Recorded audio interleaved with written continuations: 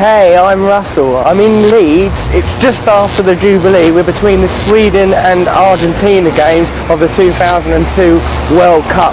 And I'm here to meet Mark Collett, the leader of the Youth BNP, or British National Party, who is a student at Leeds University. Leeds, sort of quite a multi-ethnic sort of a town.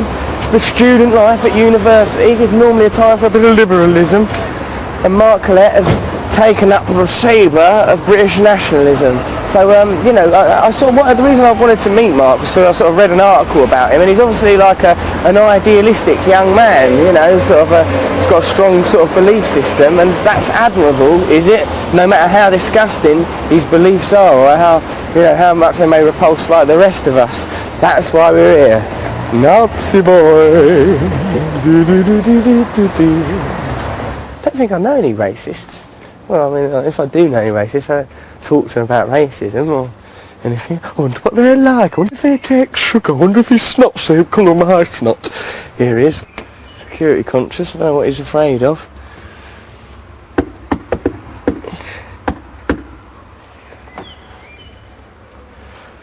What's he doing in there?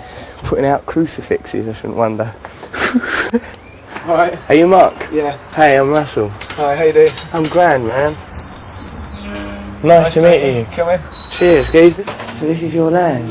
Yeah, take a seat. Cheers, man. Business and economics you're doing, aren't you? Business economics, yeah. I just finished today, it's my last exam. Cool. So, can I have a little look around the place then with you, mate? Can you show us around? Sure. Are you going to film? Yeah, if that's alright with you. Well, that's the cool. kitchen, there's no need going in there because it's just a mess. Oh, don't be shy about mess, mate. It's just human to make a mess. We all do that. That's not a human mess. This is subhuman. The person that made this mess is less than human, I believe, and should be treated as such. No, I made the mess. You live here on your top, do you? No, I live here with my mate, but I think he's run away with his girlfriend because he's finished his exams. So I don't know when he's going to be coming back. You do some boxing, do you? I used to do kickboxing, not too much at the moment though because of exams. Right, we do kickboxing. We thought if we couldn't talk you out of fascism, we'd just thrash it out of you. Unlikely. Who's this dude? That's Ian Stewart. He used to sing in a band called Screwdriver, but sadly he's dead now. Somebody cut his brake cable. Who do you reckon did that?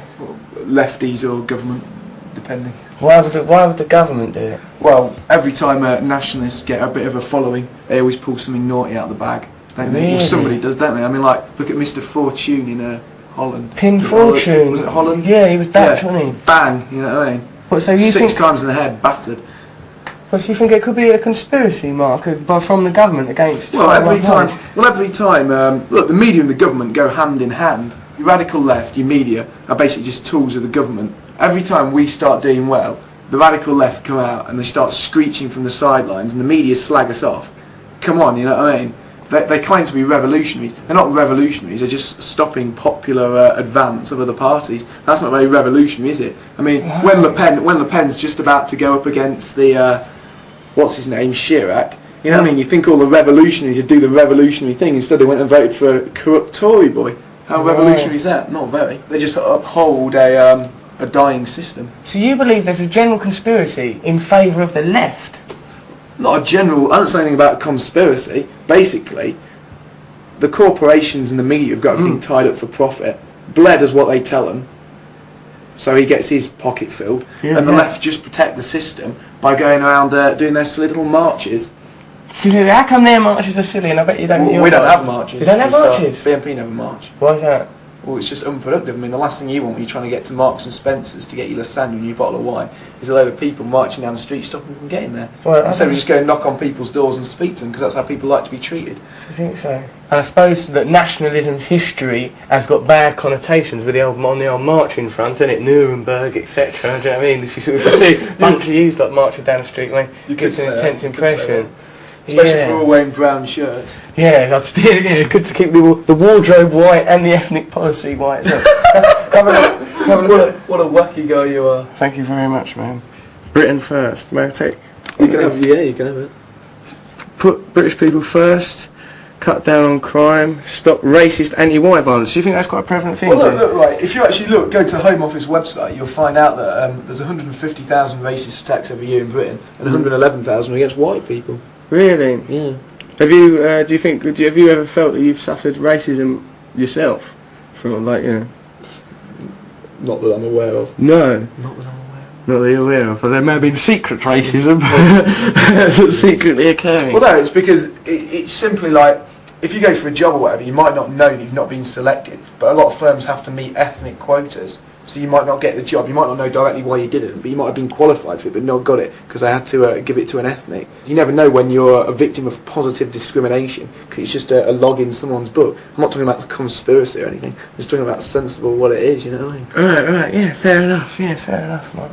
England expects. What do you think England expects of you, mate? Well, England should probably expect more people to join the BNP. Really? So listen, man, let me get my head around this. You're the leader of the young youth BNP. You're the leader of the young BNP. Yeah. What does that entail for you? Basically, going around the country, meeting people, giving speeches, just doing stuff like that. What do you enjoy most about being the leader of the youth BNP? Well, it's good fun. You meet a lot of nice people. You go around. You have a positive impact on people's lives. Are there any negative aspects to it? Certain lefties don't like me, but I'm not really bothered if those greasy freaks don't like me.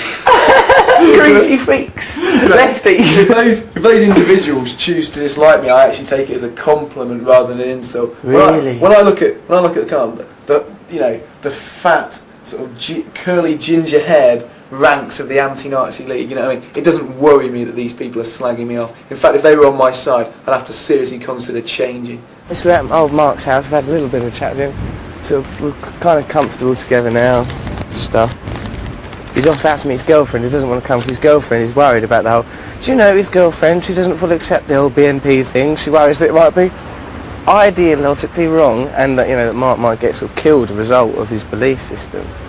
You know, which would be terrible. What's up? That is a real funny thing to say. What's a funny thing to say, Mark? Get out here and stand up for your race. What's a funny thing to say? Well, no, it's just, you know, the way you put it over just sounds ridiculous. What sounds ridiculous, sweetheart? What are you saying about my girlfriend? No, she's worried about you getting kicked in, isn't she? She loves you. Basically, shoo, so I can go and meet her.